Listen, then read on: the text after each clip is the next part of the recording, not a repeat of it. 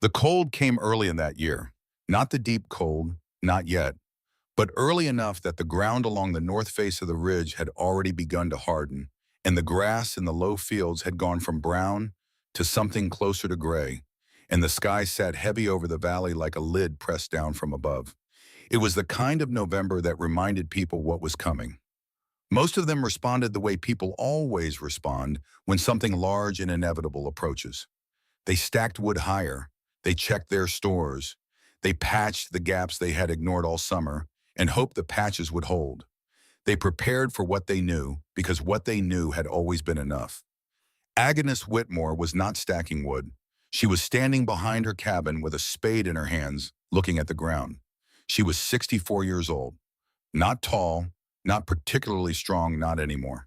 Her hands showed the work of 4 decades, the skin worn thin, over the knuckles, the grip still certain, the kind of hands that knew what they were doing even when the rest of the body had begun to argue. She wore her husband's old coat, too large across the shoulders. She had never bothered to have it altered. It kept the wind off her back, and that was the point of a coat. She stood there for a long moment, looking. Not at the distance, not at the sky, and at the specific ground directly between the back door of her cabin and the leaning structure of her chicken shed 30 feet away. Then she set the blade of the spade against the earth and pushed down with her boot. The ground resisted immediately. Not frozen solid, not yet, but close. The top layer had stiffened into something that required intention to break. She pushed harder. The blade went in 2 inches. She worked it loose, moved 6 inches to the left, pushed again. She had been thinking about this since September, not as a plan at first, as a number, a single specific uncomfortable number that had come to her one evening while she was counting the woodpile for the second time, already knowing the answer would not improve with counting. 3 chords, maybe a little more. Not enough. She had stood there doing the arithmetic the way a person does when the answer is already clear, but the mind needs to walk through it anyway just to be sure it hadn't missed something. The cabin lost heat at a predictable rate. The stove needed feeding at predictable intervals. Every trip between the cabin and the shed opened the back door and let the warm air out and the cold air in, and the stove had to start over, and starting over cost wood, and wood was the one thing she did not have enough of. She had done the calculation 3 times. 3 times the answer was the same. At the rate she was going, she would run out of wood before the middle of February. And in Minnesota in 1892, running out of wood in February did not mean discomfort. It meant something final. Edmund had died in July, a good man, a careful one. He had worked the forests along the river for most of his life, and he had known things about wood and ground and cold that most people in the valley had never needed to learn. He had collapsed at the logging camp upstream on a Tuesday afternoon and had not stood again. The men who brought him home were quiet about it the way men are when they have no words that fit. 4 months. That was how long she had been alone. She did not spend time thinking about whether it was fair. Fair was not a category that applied to weather or illness or the particular shape a life decided to take. What applied was the present situation, and the present situation required a solution. The road that passed in front of her claim was not a busy road, but it was enough riders, enough wagons, enough eyes moving through the valley on their way from one place to another. And when those eyes passed, a 64-year-old widow standing behind her cabin with a spade breaking frozen ground 4 feet from her back door, they noticed. They always noticed things that didn't fit. By the second afternoon, the story had reached Silas Brandt's store. Silas ran the only general store within reasonable distance of the valley. He was a solid man in his mid-50s, broad across the chest with the particular confidence of someone who had spent decades being right about things in a place where being right about things was how you survived. He stocked lumber tools, seed rope nails, and advice. The advice he gave freely, whether asked for or not. When word reached him that Agnes Whitmore was digging in her yard, he rode out to see it himself. He stood at the edge of her property with his boots planted wide and his hands on his hips, looking at the trench she had started. It was perhaps 8 feet long at that point, 3 feet wide, maybe 18 inches deep, running in a straight line from the direction of the cabin's back door toward the chicken shed. He watched her work for a moment. She did not look up. "Agnes," he said. She kept working. "Agnes, are you building a grave or a root cellar?" She stopped, straightened, looked at him with the particular expression of someone who has anticipated the question and has already decided not to answer it fully. Neither, she said. Then what? She looked at the trench, then back at him. A passage, she said. He waited for more. More did not come. He looked at the trench again, then at the distance between the cabin and the shed, then back at her. The arithmetic was not difficult. A covered trench running between the two structures. He had seen root cellars. He had seen drainage channels. He had seen any number of things people dug in the ground for practical reasons. This did not look like any of them. For what purpose, he said, so I can reach the shed without losing heat. He stood there for a moment. A short laugh left him not unkind exactly, but not careful either. The kind of laugh that doesn't mean to wound, but does anyway, because it carries the full weight of certainty behind it. Agnes, he said, and his voice had shifted into the patient tone men use when they are explaining something obvious. That's not how it works. She looked at him. The cold will still be there, he said. Underground, above ground, it makes no difference. Cold is cold. Not the cold, she said. The wind. He looked at the sky, he looked at the open field around them, flat and exposed, the kind of terrain that sent winds straight across without obstruction. He looked at the shallow trench. A few feet of dirt won't stop Minnesota winter, he said. No, she said, but it will stop the wind. He shook his head slowly. The look on his face was not cruel. It was something closer to resignation. The look of a man who has watched sensible people make poor decisions under the pressure of grief and who has learned that arguing rarely helps. I'll have a cord delivered Thursday, he said, on account. I have enough wood, she said. He looked at the wood pile visible along the side of the cabin. He said nothing, but the look on his face said that he had counted it too, and his count agreed with hers, and they both knew what that number meant. He left without finishing the conversation. By that evening, the story at the store had grown. Agnes Whitmore was digging a trench to stop winter. The men who heard it shook their heads the way men shake their heads when they have decided something is settled. Widow's grief. Mine goes after a loss. A strong woman, they said, but the winter doesn't care how strong you are. Rupert Vane heard it and said nothing for a moment. He was a large man somewhere in his late 40s, with a wood pile that was the largest in the valley and the confidence that came with it. He had weathered 9 Minnesota winters on that property. He had learned what worked and what didn't, and what he had learned fit into a system he trusted completely. She'll figure it out, he said finally, or she won't. He went back to his own work. Agnes went back to hers. The digging was harder than she had expected, not because she had misjudged the ground. She had spent enough years here to know exactly what November ground felt like on the blade of a spade. She had expected the resistance. She had expected the physical cost of it, the ache that started in the shoulders and moved down the back over the course of an afternoon, the way the hands stiffened in the cold and had to be warmed at intervals before they would work properly again. What she had not fully accounted for was the time. She had 2 children grown, now gone to their own lives in other places. She had chickens that needed feeding and watering twice a day. She had a cabin that needed wood brought in and a stove that needed tending, and 100 small tasks that did not stop simply because a larger one had been added. The trench needed to be 30 feet long, 3 feet wide, 4 feet deep. She calculated it at roughly 2 days' work for a young man in good ground. In November, ground alone at 64, it would take longer. She worked in the morning until the cold became impractical, then went inside and did what needed doing, then came back out in the afternoon when the angle of the sun gave what warmth it had left. The second day she found the rhythm. There is a particular kind of focus that comes from physical work that has a clear shape, not the frantic focus of emergency and not the dull movement of habit, but something in between. The kind of focus where the mind goes quiet and the body takes over, and the work becomes its own form of thinking. She found that on the second day. The spade going in the soil coming loose, the movement carrying its own logic forward. She thought about Edmund, not in the way grief usually arrives sudden and total, more like the way a familiar voice carries through a wall, present but not overwhelming. She thought about the summer he spent digging their well and the particular afternoon when he had called her over to look at something. She had come skeptical because Edmund had a tendency to find things worth stopping for that she didn't always share. He had crouched at the edge of the half-dug well and pressed his palm flat against the exposed earth below the frost line. "Feel that," he said.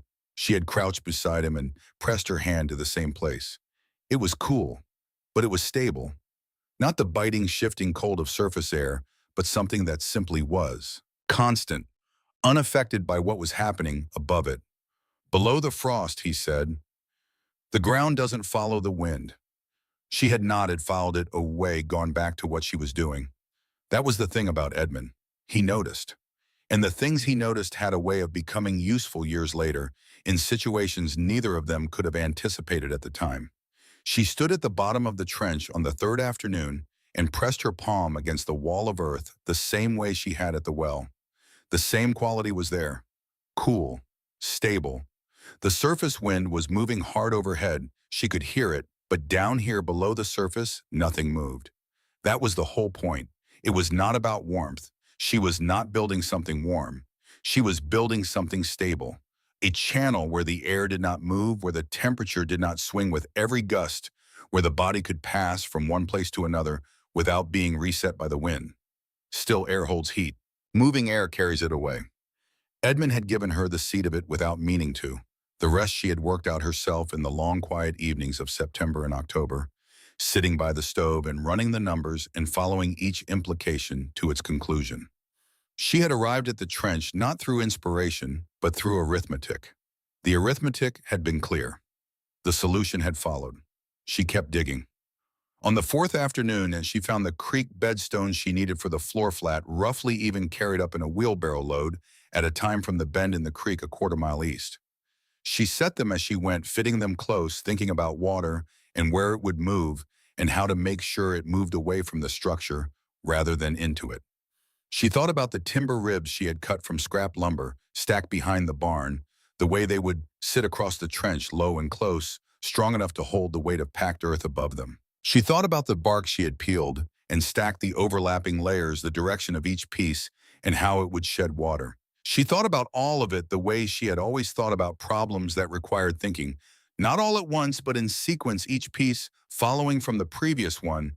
Nothing assumed, everything verified against what she knew to be true. The fourth night was when it almost came apart. She had not expected that. She had expected physical difficulty. She had expected the cold and the labor and the long days. She had not expected to sit down at the edge of the half-finished trench in the failing light and look at what she had built and feel for the first time genuinely uncertain. It looked wrong, not because the dimensions were off, she had measured carefully, not because the construction was poor, she had been methodical about every element. It looked wrong in the way that any unfinished thing looks wrong when you are tired and the light is going, and the part that exists does not yet give any indication of what it is becoming. She sat at the edge and looked at it. The trench was roughly 20 feet long at that point. The walls were straight. The bottom was level, the creek stones set flush from end to end. The timber ribs were stacked nearby, ready to go in. Everything was in order. Every element she had planned was either in place or prepared and waiting.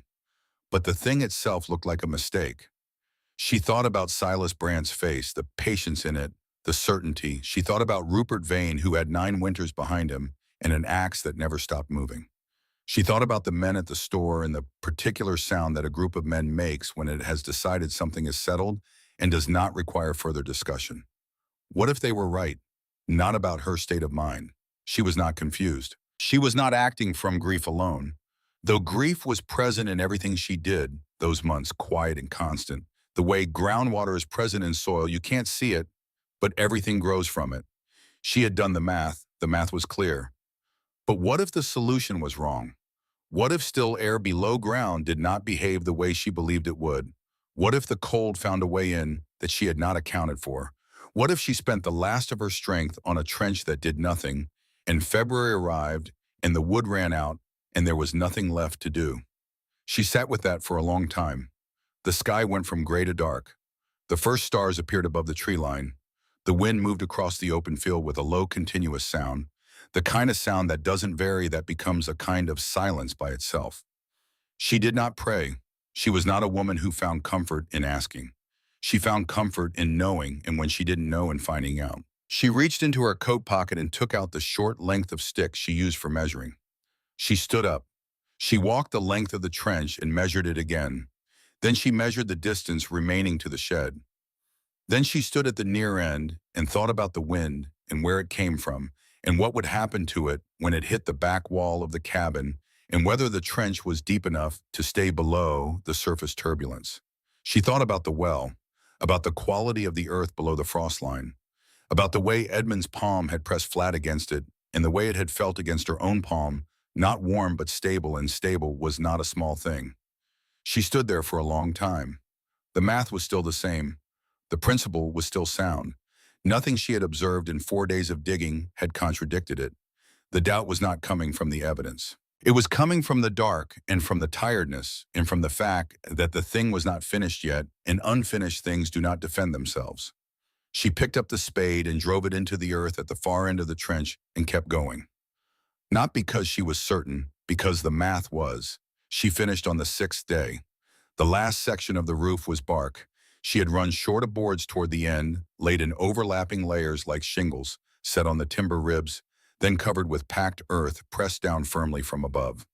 From the outside, the finished structure was a low mound running from the back of the cabin to the chicken shed. Unremarkable, it looked like a ridge in the ground, a natural feature, the kind of thing a person might walk over without noticing if they didn't know what was beneath it. She built the doors last, simple frames of scrap lumber covered with doubled cloth on the inside to hold the air. One at the cabin end fitted into the opening she had left when she came through the back wall's foundation. One at the shed end set into the base of the shed's rear wall, low enough that she had to duck to enter. When both doors were closed, the system was sealed, the air inside the trench isolated from the air rumbled outside the wind, excluded from the equation entirely. She went inside the trench and closed both doors and stood in the dark for a moment. Then she opened the small shutter she had built into the cabin end door to let in a strip of light from outside. The air was still, not warm, but still, and still was what she had built it to be. She stood in the enclosed space and listened. Above her, she could hear the wind. It was moving with some force now, crossing the open field from the northwest, the direction it usually came from in November. But inside the trench, where the air was enclosed and the ground held its temperature regardless of what was happening, at the surface there was nothing, no movement, no pressure, no loss. She stood there for a long time. Then she walked the 30 feet to the shed and opened the door, stepped into the warmth of the animals, and let herself feel just for a moment the particular satisfaction of a thing that works. The snow came 2 days later. Not heavy, not the real winter, not yet, but real snow. The kind that settles into the low places and outlines fences and softens the edges of everything. It came steadily through the afternoon and into the night, and by morning the valley had shifted from brown to white, and with it everything else had shifted slightly. The light, the sound, the particular quality of the cold that came in under the door. Agnes woke before dawn and lay still for a moment, taking inventory the way she always did. Temperature near the ceiling, not bad. The fire had held through most of the night. Temperature at floor level, cold but expected. Her breath was visible in the air above her, which meant the cabin was in its usual morning state. The stove down to coals, the room not warm but not dangerously cold either. She registered the difference between these two states the way a navigator registers the difference between a known current and a dangerous one. They were not the same thing, and knowing they were not the same thing was part of how she survived. She got up, built the fire, put water on. Then she opened the back door. The snow had changed the land outside. The mound her trench was visible now as a low ridge under white, the 2 door openings at each end the only features that broke its shape. She looked at it for a moment from the doorway. The wind was moving across the open field, pulling at the loose surface snow, carrying it sideways. She felt it on her face immediately, the specific coldness of moving air that reaches the skin and begins its work without hesitation. She closed the back door, opened the trench door, stepped inside. The difference was immediate, not dramatic, not the contrast between a warm room and a cold day. More subtle than that and more significant for being subtle. The wind that had been pressing against her face the moment she opened the back door was gone, simply gone, not diminished, not reduced to a bearable level, gone.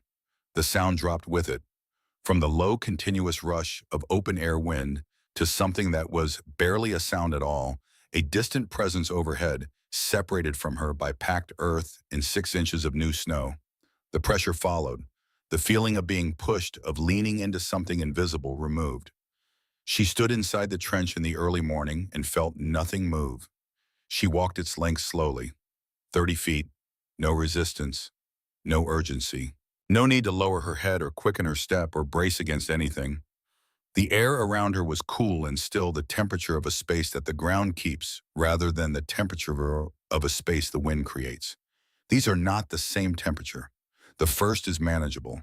The second is the one that costs you. She reached the shed, opened the door, stepped inside. The animals were calm, not restless, not cold stressed, not showing the particular anxious behavior that animals show when exposed to sustained pressure from weather. They had passed the night in their usual way, undisturbed. She did what needed doing, took her time doing it. Then she walked back through the trench. When she opened the inner door into the cabin, the air inside met her the way it was supposed to. Not replaced by cold, not depleted by the door swinging open onto a wind-exposed space. The stove's work was intact. The room held what it had built through the night. She stood in the kitchen and understood with the particular clarity that comes from feeling something rather than only reasoning it that the system was going to hold. Outside, she could hear Silas Brandt's wagon moving along the road in the distance. She could hear the wind following it across the open fields. She stood at her stove and put a piece of wood on the fire, a single piece deliberate, and listened to it catch. 30 feet away, buried under 6 inches of snow and packed earth, the air was standing completely still. By the time the first real storm arrived, the valley had mostly forgotten about the trench. They had other things to think about. The snow had changed the daily cost of everything. Fetching water cost more. Feeding animals cost more. Moving between structures cost more. The cold did not care about plans or preparations. It arrived at its own schedule and taxed everything it touched. People were busy with what they knew. Agnes was busy with what she had built. Every morning she made the same walk. Every morning the trench was the same. The wind was above her. The air around her was still. The cabin kept its temperature through the night with less fuel than the previous winter. Less fuel than she had calculated it would need, less fuel than anyone in the valley would have believed she was using. She kept count, not in a ledger, in her head, the way she kept everything. Each piece of wood that went into the stove, each morning's temperature, each trip through the trench and what it cost in warmth and what it saved. The running total was becoming significant, not the dramatic significance of a sudden discovery, the quiet significance of a margin that grows a little wider every day and whose final meaning only becomes clear over time. She did not tell anyone. There was no one to tell, and even if there had been, she understood something that most people are slow to learn, that evidence speaks more clearly than argument, and that the time to speak is when the evidence is undeniable, not before. Speaking before the evidence is complete is what turns a true thing into a disputed one. She knew what she knew. She had built what she had built. She would wait. Silas Brandt, passing her lane on his way to the far farms one afternoon, slowed his wagon and looked at the snow-covered mound running behind her cabin. It looked like nothing, a ridge, an irregularity in the ground, nothing more unusual than a frost heave or a buried drainage channel. He looked at it for a long moment. Something in his expression moved, something that was not quite the certainty he had ridden away with in November. Then he flicked the reins and kept moving. At the far end of the south road, the Hargrove place showed the kind of smoke that meant a stove being pushed past its design, heavy, continuous, the smoke of a fire that was compensating rather than maintaining. Agnes noticed it as she noticed everything about the valley in winter. Not with judgment, with the particular attention of a person who has learned that early observation costs nothing and late observation costs everything. The first real storm was forming somewhere to the northwest. She could feel it in the quality of the air, the particular stillness that comes before something large. She had felt it before. She knew what it meant. She went inside, checked the wood beside the stove, checked the wood in the pile outside, checked both doors of the trench for their seal, checked the small shutter in the cabin end door, and sat down. She was ready. The valley was about to find out whether it was. The storm arrived the way serious things often do, not with announcement, not with the kind of dramatic buildup that gives a person time to feel prepared. It came in overnight while the valley slept, and by the time the first light showed at the edges of the sky, It had already changed everything it intended to change. Agnes heard it before she saw it. She lay still in the dark and listened to the wind working against the north wall of the cabin. Not gusting, sustained. The kind of wind that doesn't vary, that commits to its direction and holds, that finds every gap in a structure and applies itself there with patient, continuous pressure. She had heard that sound before. She knew what it meant for the day ahead and the days after it. She got up, built the fire, stood at the small north-facing window, and looked out at what the storm had already done. The drifts had formed against every exposed surface, along the fence lines, against the wood pile, against the cabin walls themselves, packed up to the lower edge of the window on the north side. The snow was still moving, not falling exactly, being carried sideways and low, filling in anything that broke the surface of the wind. She dressed carefully. Then she opened the back door. The wind hit her face and turned her immediately, sharp, direct, unbroken across the open field behind her, nothing to interrupt it for 300 yards in any direction. She felt it take the warmth from her cheeks in the first seconds and begin working on her hands. She closed the back door, opened the trench door, stepped inside. What happened in that passage, in that narrow space between one world and another, was not dramatic.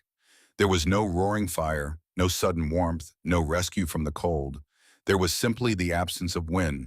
And in the absence of wind, in that enclosed space of still, cool air, everything the storm was doing outside became irrelevant. The temperature inside was cool. The temperature outside was the same.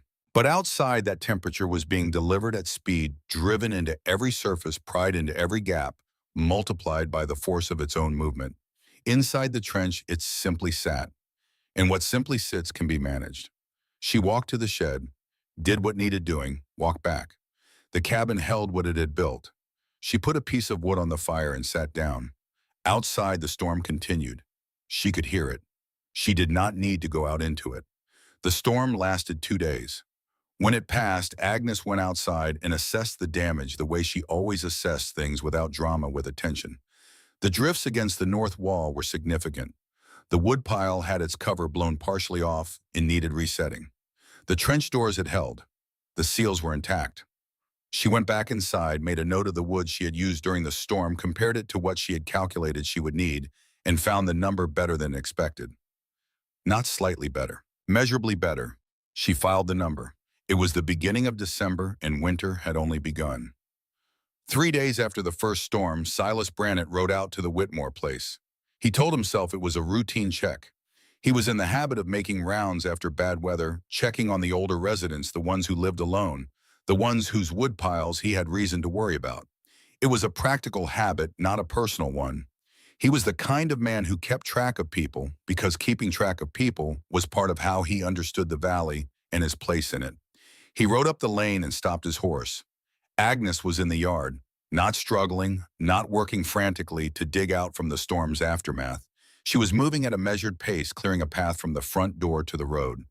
Her movements were the movements of someone who was not behind, who was managing, who had something left in reserve that she was choosing not to spend. She looked up when she heard the horse.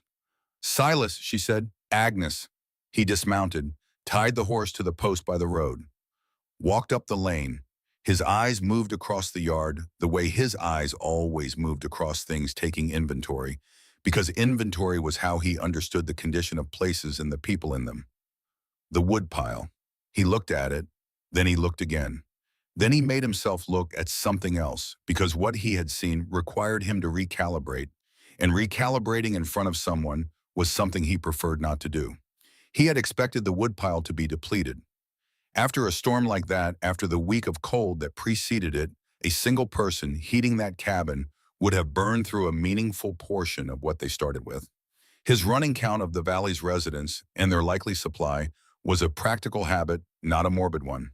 The count for Agnes Whitmore had been a quiet concern since he first saw her woodpile in October. The woodpile had barely changed. He cleared his throat, looked at the snow-covered mound running behind the cabin. "That held," he said. Not quite a question. "Yes," she said. He looked at the mound for a long moment. The shape of it had changed, slightly larger under the snow, the drifts having added to it from the sides, the 2 door openings at each end, clear where she had shoveled them out. Everything between those two openings was buried under a smooth white curve. It looked less like a structure and more like a feature of the land itself. "You haven't ordered more wood," he said. "No." "The storm didn't change that." "No." He stood in the yard with his hands in his coat pockets and looked at the mound and did not say what he was thinking. What he was thinking was that he had been wrong. Not about the difficulty of Agnes's situation, he had been right about that. Not about the quality of her woodpile, he had been right about that too. Wrong about the trench. About what it would and would not do. Being wrong was something Silas Brandt processed slowly and privately. "If you need anything," he said finally. "I don't," she said, "but thank you for checking." He rode back to the store. He did not mention the woodpile to anyone who came in that afternoon or the next day or the day after. But he thought about it. He turned it over the way a man turns over something he cannot quite explain, looking for the angle that makes it fit into what he already knows. Looking for the reason it wasn't what it appeared to be. He did not find that reason, because it was what it appeared to be. The second storm came 9 days after the first.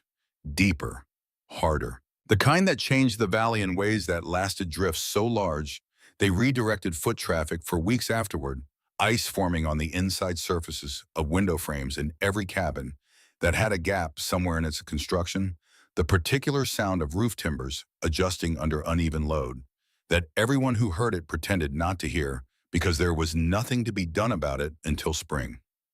Rupert Vane felt it. He was not a man who admitted difficulty easily. 9 winters had built in him a confidence that was not arrogance exactly, but something close enough to be nearly indistinguishable from the outside. The conviction of someone who has done a thing repeatedly and successfully and therefore believes he understands it completely. He had the largest woodpile in the valley. He had a solidly built cabin. He had built it himself carefully, and it had served him well. He had the physical capability and the experience to manage whatever the winter required. But the second storm took more than the first had, and the first had taken more than he had planned for. Not dramatically more. Just enough that the math he had done in October no longer produced the comfortable answer he had expected when he ran it forward through February and March. He recounted the woodpile the morning after the second storm. The answer did not improve. He spent the afternoon chopping. Hard work, rhythmic, the kind that has always helped men who are not ready to think yet. He chopped until his arms ached and the pile had grown by a cord and the sun had dropped behind the tree line to the west. Then he stood in the cold and looked at what he had added and knew in the place where honesty lives below calculation that chopping harder was not the solution. He had enough strength to add wood. He did not have enough trees close enough to add what he actually needed. The solution was somewhere he did not want to look. He looked anyway. Across the valley through the bare trees, he could see the faint line of smoke rising from Agnes Whitmore's cabin. Thin, steady, the smoke of a fire that was doing what it needed to do and nothing more. Not the heavy, continuous smoke of a stove being pushed hard against a losing battle. Something measured, something that suggested a system in balance rather than a system fighting for ground. He watched it for a long time. Then he went inside and did not tell his wife what he had been thinking about. He came to Agnes's place 4 days before Christmas. She saw him coming from the front window. She recognized his walk, why deliberate the walk of a man who owns the ground he covers. She watched him come up the lane and noted something she filed carefully. His pace was slightly different from usual. Not slower, more controlled. The walk of a man who has decided exactly how he is going to handle something before he gets there, because if he decides before he gets there, then he will not have to decide in front of anyone. She had the door open before he knocked. "Rupert," she said. "Agnes?" He stood on the step, looked past her briefly into the cabin, then back at her face. "I'll be direct." "Please," she said. "I'm short on wood, not critical yet, but shorter than I should be at this point in the season." He paused, not because he had lost his place, but because saying it out loud to another person required a moment that internal acknowledgement does not. "I'd like to purchase a cord from you. I know you're running lean yourself. I'll pay above market." Agnes looked at him. She had expected something like this. Not specifically Rupert, not this exact moment, but the shape of it. Someone arriving at her door with a transaction in mind, something that could be handled at arm's length that did not require anyone to examine anything too closely. Winter had a way of stripping situations down to their essential parts. This was one of those parts. I don't have a cord to sell, she said. I don't have the surplus. He nodded. He had expected that answer. You could see it in the way he received it. No surprise, no protest. Just the acknowledgement of a man who has accepted that a door is closed and is calculating the next option. He was turning to go when Agnes stepped back from the doorway. Come in for a minute, she said. He hesitated. A man like Rupert Vane does not step into another person's space without knowing why. But something in her voice, not inviting, simply direct the voice of someone who has something to show rather than something to say, made him step through. The cabin was warm, not hot. Agnes did not waste heat on luxury, but genuinely warm in the particular way that means the system producing it is working correctly. Not the warmth that comes right after a fire is stoked and then fades, but the settled warmth of a space that has been maintaining itself. Rupert felt it the moment he crossed the threshold. He felt something else too, the absence of the drafts that moved along the floor of his own cabin when the north wind pressed hard. The absence of the cold pockets near the walls. Just an even temperature throughout the space consistent from the stove outward. He looked at the wood pile near the stove. Single pieces stacked neatly. Not excessive. Agnes moved to the inner door and opened it. I can't give you wood, she said, but come and see this. He looked at the open door. Low, dark beyond it. Then he stepped through. What happened to Rupert Vane in that passage was not understanding. Understanding would come later. What happened in that first moment was something earlier and in some ways more important. The moment when the body registers a truth that the mind has not yet accepted. The wind he had stopped noticing, the constant ambient presence of cold air in motion that he had lived with for 9 winters and had integrated into his sense of what winter simply was gone. Simply gone. He stood in the enclosed passage and felt the stillness, and his body recognized it before his mind could frame it, the way bodies always recognize truth before the mind agrees to receive it. He stood there without speaking. Agnes waited. He walked the length of the trench slowly. Not the way a skeptic walks through something he expects to fail looking for the flaw. The way a man walks through something when he is trying to perceive it accurately. At the shed end he stopped and put his hand flat against the earth wall, held it there. The same gesture Edmund had made at the well, and Agnes at the trench wall, and now this man who had come looking for wood and found something he had no category for. Then he turned back. He stepped back into the cabin without speaking. Agnes followed and closed the trench door. He stood in the center of the room and she could see in his face that something had happened in that passage, not full understanding, not yet. Something earlier than understanding. The specific moment before a man admits he needs to ask a question he has been refusing to ask. She did not press him. Some things needed to travel at their own speed. A man like Rupert Vane arrives at things by his own route, and arriving is what matters, not the speed of arrival. He put on his hat. I won't take your wood, he said. I no go, she said. He went to the door and stopped. That passage, he said without turning around. The air in there. Yes, she said. He stood there for another moment. Then he went down the steps and out into the cold back toward the road, back toward his property with its diminishing wood pile and its 9 winters of practice and its 1 winter of insufficient preparation. She watched him go. His walk was the same wide, deliberate walk it had always been. But she could see in the set of his shoulders and the slight alteration of his pace that he had felt something in that trench which he had no explanation for. And a man like Rupert Vane, once he has encountered something he cannot explain, does not put it down. He carries it until he understands it. He would be back. She went inside, put a piece of wood on the fire, sat down. The fire held. It was 2 nights after Rupert's visit when Agnes caught Silas Brand at the trench. She had gone to the shed in the early evening later than usual, the day having gotten away from her in the way days sometimes do when the small tasks multiply, and was coming back through the trench in the near dark when she heard something at the cabin end door. Not loud. A sound that shouldn't have been there. A sound that didn't fit the pattern of a closed and sealed space. She stopped inside the trench and waited. The door opened slightly, stopped. A hand appeared at the edge of it, touching the frame. Then the shape of a head silhouetted against the faint exterior light, looking in.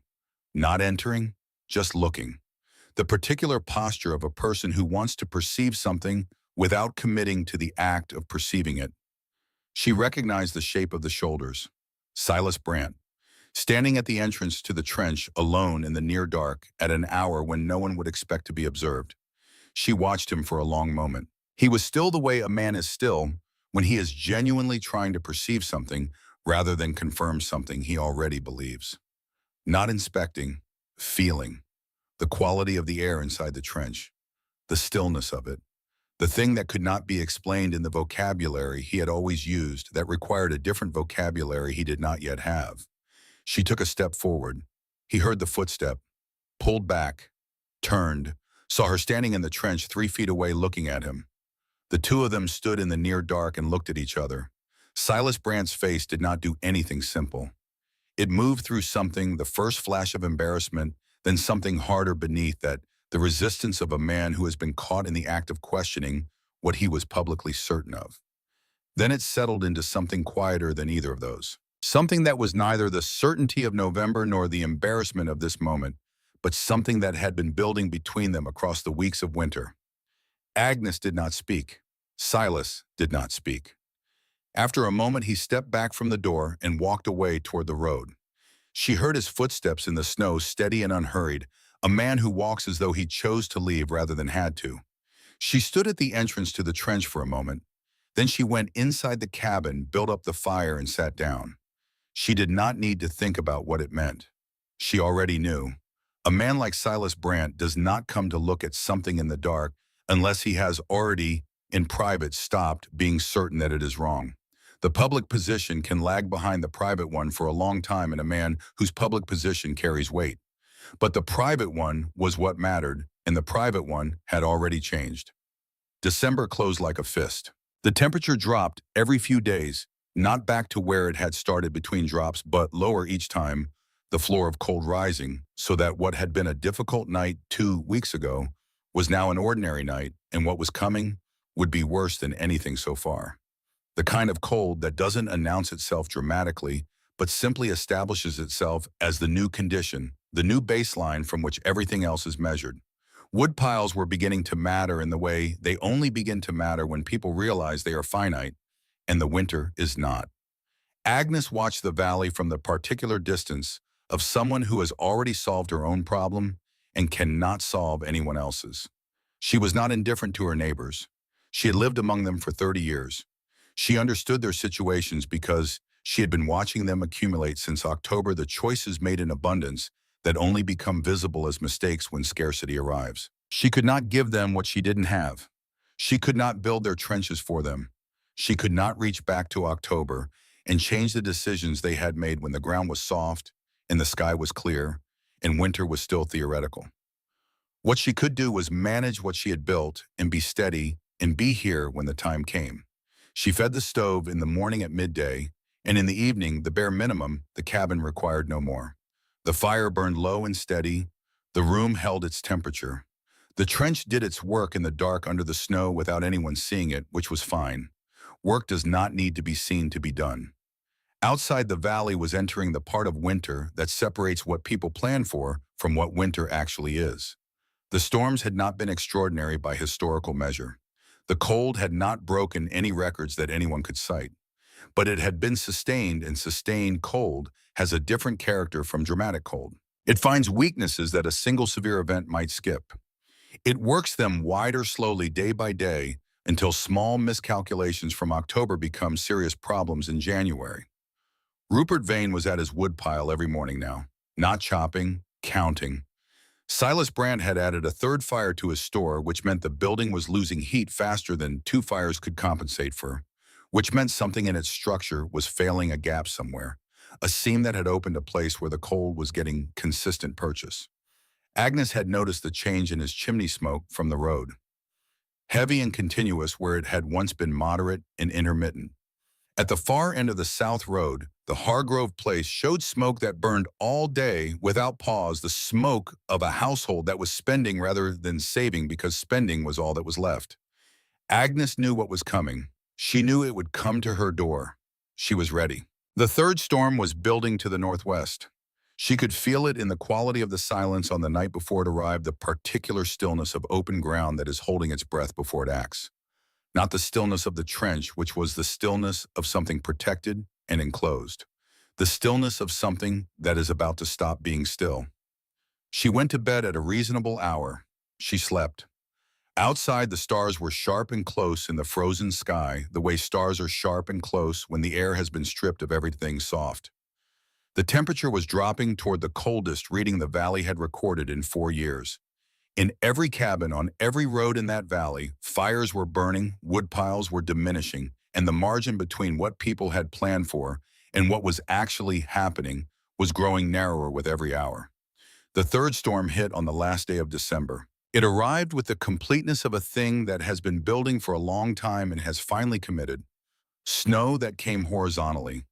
Wind that did not gust, but simply held applied in one direction at one sustained force. Cold that did not bite, cold that pressed, that surrounded, that made every structure in the valley begin the work of deciding how much it could hold and for how long. By midday, the road through the valley was not drifted over. It was gone. The landmarks that defined distance and direction had disappeared. The valley had become a single white surface with no reference points, and the wind moved across it like something that knew where it was going. Agnes went through the trench 3 times that day. Each time the same. The world above the mound doing everything it was doing, and the world below the mound doing nothing. The transition between those two worlds as sharp as a line drawn on paper. At the shed end, the animals were calm. At the cabin end, the fire held. She stood at the midpoint of the trench on her second trip and listened to the storm above her. The sound of it was muffled by earth and snow, reduced from a roar to a low presence the way a river sounds from a distance. Present and real, but not here. Not in this space. She stood there and thought about what Rupert had said in November. She'll figure it out, or she won't. The dismissal of a man who had considered the situation and assigned it a probability and moved on. She did not hold it against him. She had been the same kind of person in her own way, practical, focused on what was in front of her, skeptical of solutions that departed from what she knew had worked before. Edmund had been the one who stopped and pressed his palm against the earth and said, "Feel that." She had been the one who had filed it and moved on. It had taken Edmund's death in a September calculation and 6 days of digging to bring those two things together. She walked on to the shed, did what needed doing, walked back. The cabin was holding. The fire was intact. She sat down, picked up the book she had been reading, put a piece of wood on the coals. Outside, the last day of 1892 was doing everything it had come to do. Inside, the fire burned steady, and the room held, and Agnes Whitmore found her place on the page and read. January arrived without ceremony. No storm to mark the turning. No dramatic shift in temperature or quality of light. Just the quiet continuation of cold that had already established itself as the permanent condition of things, the kind of cold that has stopped announcing itself because it no longer needs to. It was simply there, woven into everything. Present in the walls of every structure in the valley and the ground underfoot, in the particular silence that settles over a landscape when everything in it has made itself as small and still as it can in order to survive what is coming next. Agnes noticed the change not in the cold itself but in the valley. The rhythm of it altered. In December, people had still moved. They made trips, ran errands, came and went from Silas Brandt's store with the purposeful energy of people who are managing a difficult situation and believe they are managing it adequately. In January, that movement slowed. Not stopped, slowed the way a river slows when it is approaching something it cannot yet see. Doors opened less. Trips were consolidated, abbreviated, made only when the cost of not making them exceeded the cost of going out into the cold. The valley contracted around its woodpiles the way a living thing contracts around its warmth, when warmth becomes the only thing that matters. She saw it from her front window. The road that had carried steady traffic through the fall and into December now showed long stretches without a track. When someone did pass, they moved quickly, heads angled down against the wind, no stopping, no conversation at fence lines. The easy back and forth of people managing a problem together had given way to the isolation of people managing a problem that has become individual. Cold does that. It doesn't make people unfriendly. It makes every unnecessary thing expensive, and conversation is a kind of expense. Agnes understood this. She had lived in this climate long enough to read its stages. This was the stage where the margin between what had been planned and what was actually needed began to close, where the woodpiles that had looked adequate in October began to look different in January's honest light. This was the stage where the decisions made in abundance became visible as either correct or insufficient, and there was nothing left to do about the insufficient ones. She went through the trench every morning. Every morning, the same, the cabin end door, the still air, the 30 feet, the shed end door, the animals, the return. The cabin held its temperature overnight. The stove required what it required and not more. The numbers continued to work.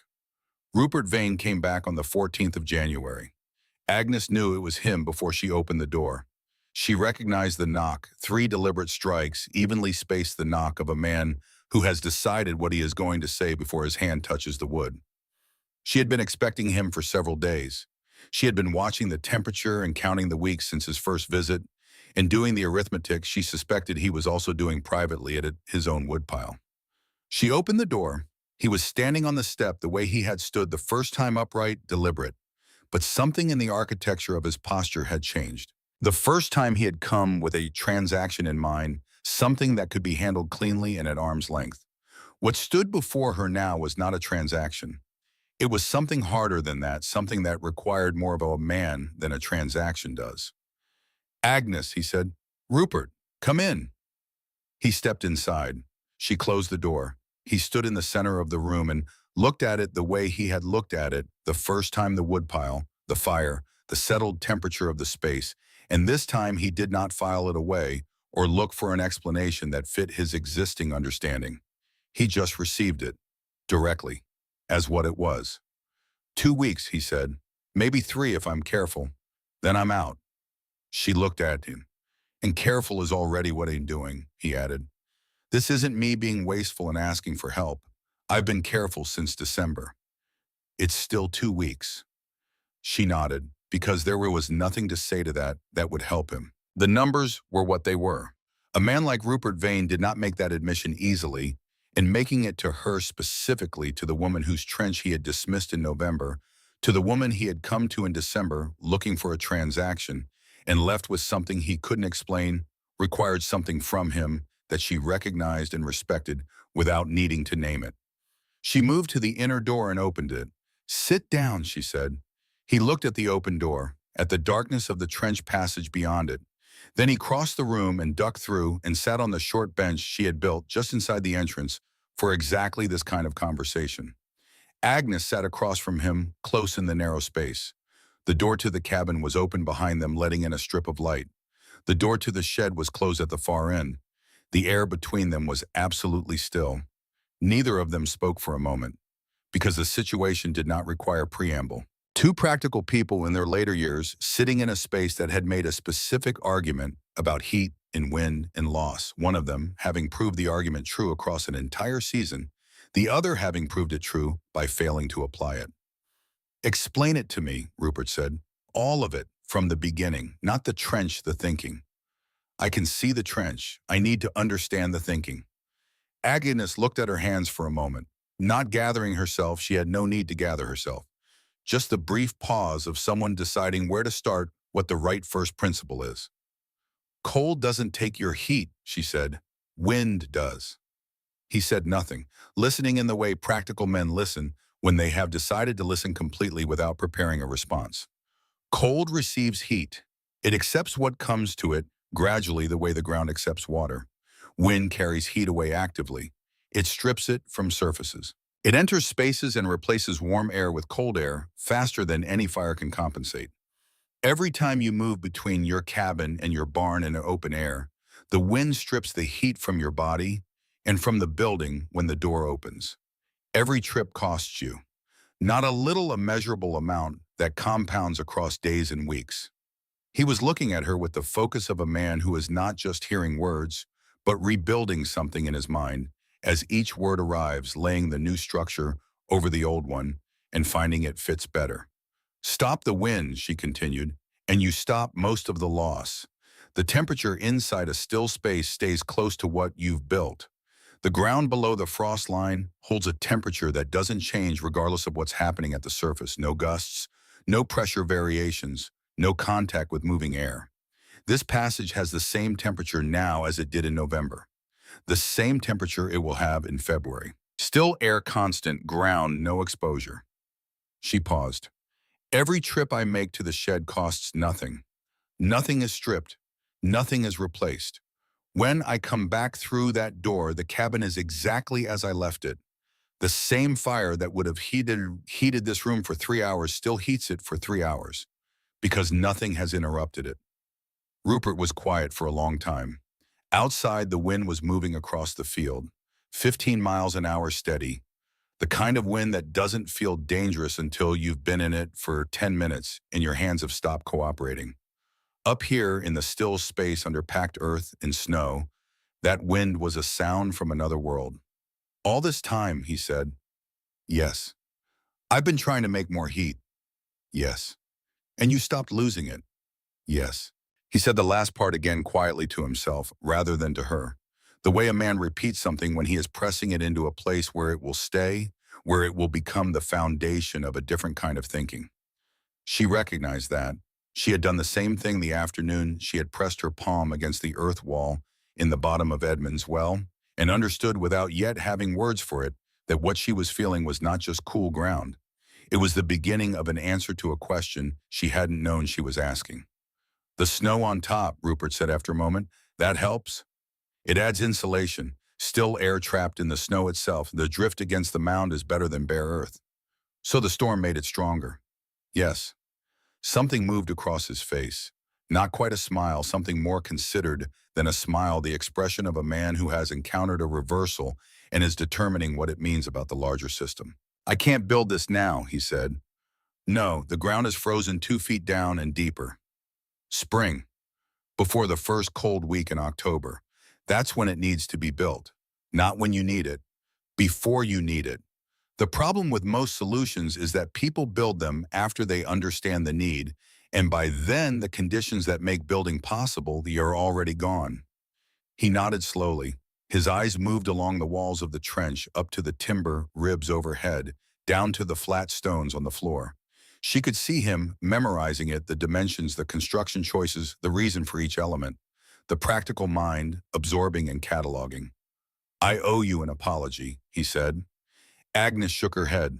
No, she said. You owe yourself a trench. That's more useful than an apology and will serve you longer. He looked at her for a moment. Then he nodded once with the finality of a man who has received something he intends to carry. They sat in the still air a moment longer. Then he stood ducked back through the door into the cabin, and Agnes followed. He put on his coat at the door and stood for a moment in the warmth of the room, and she could see him preparing himself for the walk home, building it in his mind, accounting for the wind. He would step back into the cold that would meet him at the end of the lane. Come back in the spring, she said. I'll show you where to start the measuring. He went down the steps and out into the cold.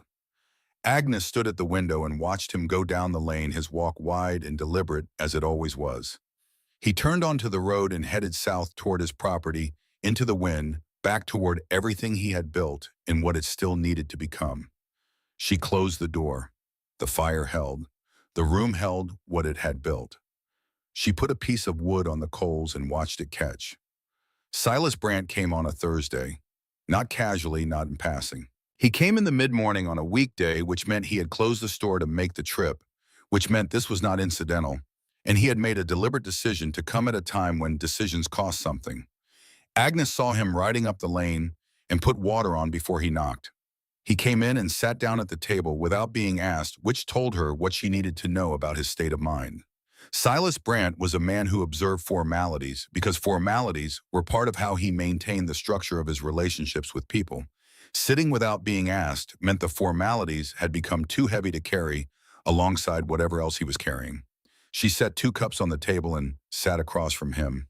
He looked at the woodpile near the stove, then at the fire, then at her. Your consumption, he said. I've been keeping records since October, who's ordered what from me, and when who's running low, who I need to check on. You haven't ordered wood since September. He paused. Not through what we've had this winter. That's not possible by any accounting I know. It's possible, she said. The trench. Yes. He was quiet. The water heated on the stove. Agnes poured 2 cups and set one in front of him. He held it without drinking, using the warmth of it, the way people use warmth when they are in the middle of saying something difficult and need something to hold on to. Why didn't you explain it from the beginning, he said. I mean, truly explain it. Sit down with people before winter and draw it out and make them understand what you were doing and why. Agnes considered the question because it deserved to be considered. It was an honest question from a man who was trying honestly to understand something, and honest questions deserve genuine engagement rather than easy answers. Because you wouldn't have listened, she said, not you specifically people. In October, when I started building, everyone had their wood in. Their systems were established. Those systems had worked before, and there was nothing in October that required anyone to reconsider anything. She looked at her cup. A widow digging in her yard is not the kind of messenger that causes people to stop their preparations and rethink their approach. Not when their approach has been working for years. Not when what I was proposing was something none of them had seen before. Silas said nothing. People listen when they're cold, she said. Not before. That's not a criticism of people. It's just how it works. The need has to be present before the solution is receivable. I knew that. I built what I built, and I waited for the need to arrive. He was quiet for a long time. Agnes drank her water and let the silence be what it was, the silence of a man working through something at his own speed. The snow on the mound, he said finally, it doesn't collapse it. The shape distributes the weight. Nothing concentrates at any one point, and the temperature inside stays within a few degrees of where it was in November. The ground maintains it. Surface conditions don't reach it. He nodded slowly. She could see him working through the mechanics the same way Rupert had worked through them, the same process of reconstruction she had watched happen in the enclosed space of the trench. But Silas's version was different from Rupert's. Rupert had needed to understand the mechanics because he was a builder and mechanics were how he understood the world. Silas was doing something harder. He was revising a judgment he had delivered publicly and with confidence in front of others at a time when being publicly confident was part of his function in the community. That kind of revision happens differently than a purely technical one. She did not help him with it. It was his to do. The laughing, he said, at the store. In November. I led that. Yes, she said. I'm sorry for it. She looked at him because the apology was real. She could hear the difference between an apology that is managing a social situation and an apology that comes from a man who has looked at something honestly and found himself on the wrong side of it and said so without qualification. Silas, she said, you've been making rounds all winter, checking on people after every storm, keeping records of who's running short. You brought the Hargrove family a cord of wood in December when you saw the smoke from their place had changed and you didn't charge them for it. She paused.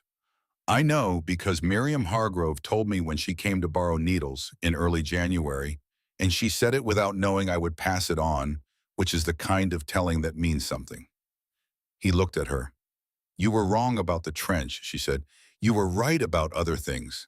People usually are both at the same time. It's not a contradiction. It's just the condition of being someone who makes decisions under uncertainty. He sat with that. Then he drank his water. They talked for another hour, not about the trench in the abstract that had been covered.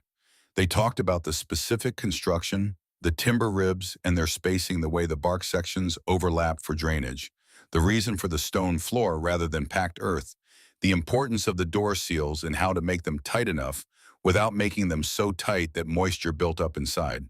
He asked practical questions and she gave practical answers, and by the end of it, he had what he needed to build his own when the ground softened. At the door, he stopped. In the spring, he said, I'd like to put a drawing in the store window, the construction, so people can see how it works before they need to decide whether to build one. Agnes looked at him for a moment. Put the drawing up, she said, leave my name off of it. He looked as though he might argue, as though he thought attribution was part of what she was owed. People will build them or they won't, she said. That's what matters, not whose name is on the idea. He held her gaze for a moment, then he nodded. He rode back down the lane and Agnes watched him go, a man who had come in carrying something heavy and was leaving a little lighter. Not because the weight had been taken from him, but because he had set some of it down himself. She closed the door. February held. The cold did not break. The wind did not ease. The snow that had fallen in the last week of January compacted under the weight of what fell in the first week of February, and the valley became a place defined entirely by its relationship to warmth, who had it, who was maintaining it at cost, and who was simply spending what they had left and hoping the season would end before the supply did. The distances between those three categories had grown wide and clear. The third storm came on the 8th of February. It was the worst of the season by every measure. Agnes had known it was coming. 3 days before it arrived, she had read it in the behavior of the animals in the shed, in the particular pressure change she felt in the air when she went through the trench on the 5th, in the quality of the silence that preceded it. She spent those 3 days making certain everything that could be checked was checked. The seals on both trench doors, the secondary cloth layer inside the cabin end frame, the position of the remaining wood pile moved closer to the sheltered wall of the barn where it would not drift over. Every element of the system examined, confirmed, and prepared. When it arrived with the character of something that has been building for a long time and has finally permitted itself to commit. Wind that made everything before it seem like preparation. Snow that moved horizontally for 8 straight hours and then kept moving, driven into every surface, finding every gap with the patience of water and the force of something that does not tire. Temperature that dropped below what the valley's oldest residents had recorded for a sustained period and held there across 2 full days and into the third night. By the second morning of the storm, the road through the valley had not just disappeared, it had been replaced by a terrain that bore no relationship to a road. The drifts were architectural in scale, 6 feet against the north wall of Agnes's cabin, 8 feet against the tree line along the eastern edge of her property. The 2 door openings of the trench, which she had cleared every morning, were banked on both sides by walls of compressed snow that she had to push through to reach. Agnes went through the trench on the first morning of the storm, and the second morning and the third morning, each time the same. Above the mound, everything the storm had brought. Wind at sustained force, snow still moving in sheets, cold that pressed against every surface it touched and found the gaps and worked them. Below the mound, nothing, still air. The temperature of deep ground which does not follow wind or storm or the ambitions of any particular winter. Constant, unchanged, the same as it had been in November and December and every morning since. She did not think about the storm as she moved through the trench. She thought about the animals and the water and the small maintenance tasks that keep a system running across time. She moved without urgency, without bracing, without the accumulated costs that open air movement in that kind of cold would have required, would have demanded in the way serious cold demands things from the body that the body eventually runs out of to give. On the second morning at the midpoint of the trench, she stopped. She stood in the still air and listened to the storm above her, muffled through packed earth and the deep snow that covered the mound, reduced to a low ambient presence, the sound of something large happening at a distance. Present, real, but not here. She stood there and thought about all the energy being spent on the surface of the world in this moment, all the heat being generated in every cabin, and all the heat being stripped away by the wind as fast as it was made. All the fires burning hard, and all the wood piles dropping faster than they should. All the cold finding the gaps in every structure that had not been tight enough and had not known it until now. She stood in this narrow space under the frozen ground and felt none of it. Not because she was warm. She was not warm. The temperature in the trench was the same as the temperature outside, the same number on a thermometer. But the number on a thermometer does not tell you the whole truth about cold. The whole truth includes the wind. Still cold and moving cold are different things, the way still water and moving water are different things.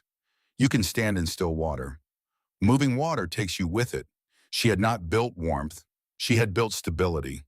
And stability across time is what warmth actually depends on. Edmund had understood something about that without ever saying it in those terms. He had understood it in the way people understand things they live close to, through the body, through observation, through the accumulation of small noticings over years. The ground doesn't follow the wind. 5 words. She had filed them and carried them for years without knowing she was carrying something she would need. She walked onto the shed, did what needed doing, walked back through the still air to the cabin door. The room was holding. The fire was intact. The stove had not been reset by the act of her moving through the world. She sat down, put a piece of wood on the coals, picked up her book. Outside, February did everything it had come to do. The storm broke on the fourth day, not gently. The wind dropped first, not gradually, but in stages, as though someone were lowering it in increments, each increment a little closer to quiet. Then the snow thinned from horizontal sheets to scattered flurries to nothing. Then the sky changed from the white of active weather to the pale hard blue of cold that has spent itself the color of clarity rather than continuation. Agnes dressed and went outside. The cold hit her immediately. Real cold, the residual cold of a major storm stripped of moisture sharp in the throat. She stood in it for a moment, letting her body adjust, taking stock. She walked toward the road. At the road, she stopped and looked both ways down the valley. This was something she had done all her life, this particular position, this particular view of what the land between her property and her neighbor's properties was telling her. In summer, it told her about crops and weather. In winter, it told her about fires. To the south, Rupert Vane's place. The chimney showed smoke, thin, steady, the smoke of a system that was holding. She had not doubted he would make it. Rupert Vane was too capable and too experienced to fail simply from running short. He had found ways to stretch what he had managed the problem with the discipline of someone who understands problems even when he has not fully understood this particular one. But she could see, even from this distance, that the woodpile along the side of his barn was significantly lower than it had been in November. He had made it through the storm. Whether he would make it through February depended on what February had left. To the north, Silas Brandt's store. Smoke there too heavier than it should be. The building was burning hard to recover what the storm had taken from it. The gap in its structure, whatever it was, wherever it was, had been found again by the storm and used. He would need to find it himself before the next cold spell or the next winter would begin the same way this one had continued. Midway down the south road, the Hargrove place showed a thin, steady smoke, no longer the heavy compensating smoke of a household burning through its reserve, but the careful smoke of people who had learned somewhere in the middle of this winter to manage more precisely.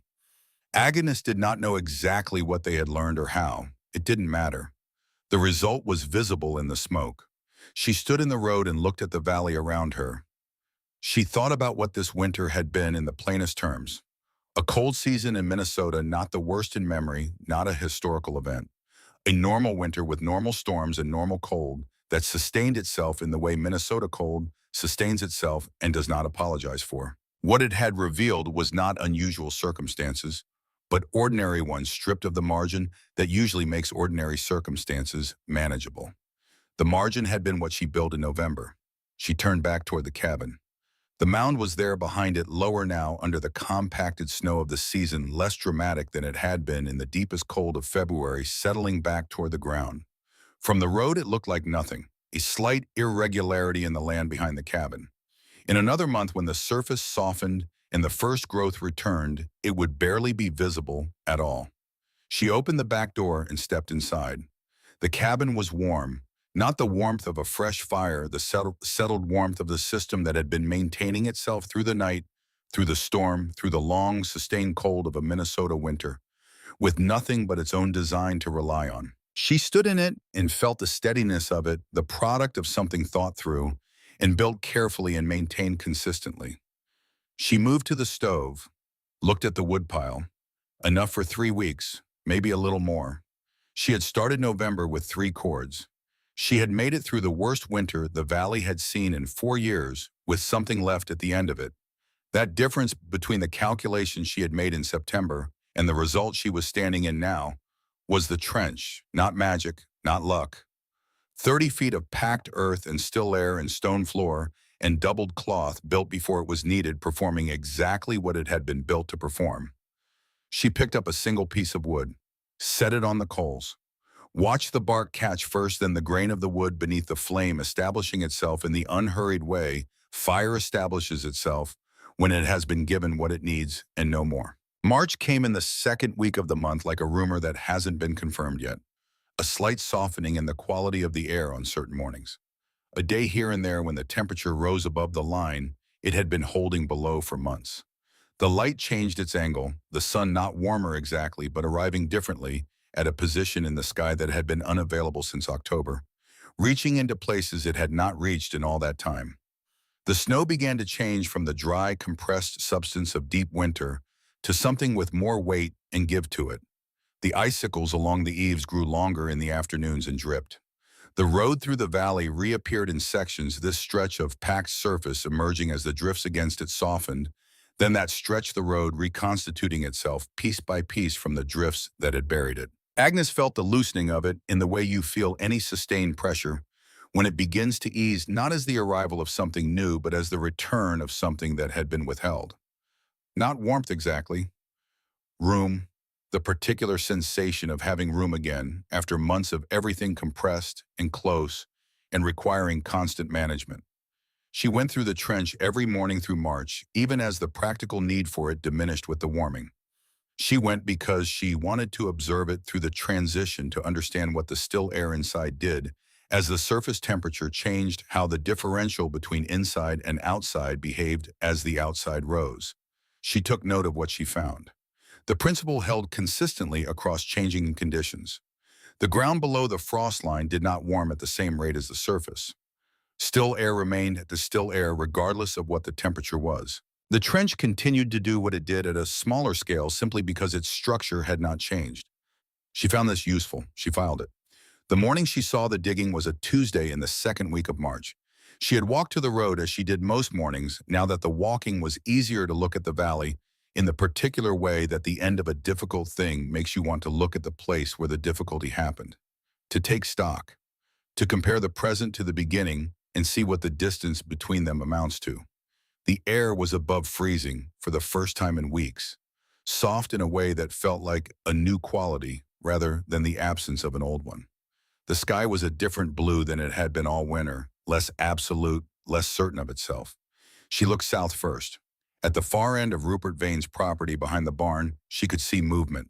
A figure working at the ground with a spade, moving with the particular deliberate rhythm of someone who is not clearing or drainage digging, but measuring. She could see even at this distance, the straight line of it, the work running between the barn and the smaller structure at the back of the property, 30 or so feet, the same distance she had measured in November on the same kind of morning with the same kind of purpose. She watched for a long time. Then she looked north. At the Calloway place, a young family, 2 children who had come through the winter hard and knew it, she could see a string line tied between 2 stakes at the back of the cabin, marking a specific path between 2 structures. The measurement of something not yet built, the preparation that precedes the work. She looked further. At the Dennison farm, 3/4 of a mile up the north road, a figure standing behind the house looking at the ground between the house and the equipment shed. Not digging yet, not measuring yet, just standing there looking at the specific ground between 2 structures, thinking about what was under it and what could be made from it and what it would mean for next November. 3 separate properties, 3 separate people, all of them doing the same thing. None of them had come to her. None of them had knocked on her door and said, "Agnes, we see it now, Agnes, we should have listened. Agnes, tell us how you did it." That was not how it worked in a community like this, and she had not expected it to work that way, and she did not need it to work that way. But the shapes they were measuring, the distances, the widths, the particular line drawn between a main structure and a secondary one at the back of a property, those were not guesses. Those were observations that had accumulated across a winter and had reached the point where they required action. Someone had looked at a thing that worked and had quietly decided to build it. That was Agnes understood how most true things actually spread.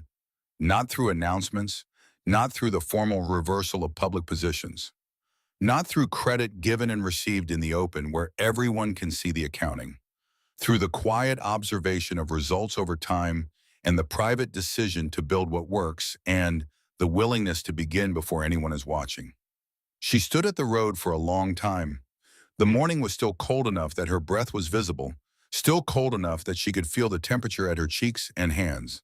But there was something different in it now, something in the angle of the light and the give of the air, and the sound of water beginning to move in the creek bed where it had been silent for months that said the main thing was over. That what remained was the long, gradual return of everything that had been suspended. She thought about Edmund. She thought about this afternoon at the well. His palm pressed flat against the earth below the frost line, his voice saying something so simple it had taken years to become usable. She thought about September and the woodpile and the number that didn't improve with counting. She thought about November and the 6 days of digging and the fourth night when she had sat at the edge of the unfinished trench in the failing light and nearly stopped in the measuring stick she had taken from her pocket and the calculations she had run again and found unchanged. Not because she was certain, because the math was. She turned back toward the cabin.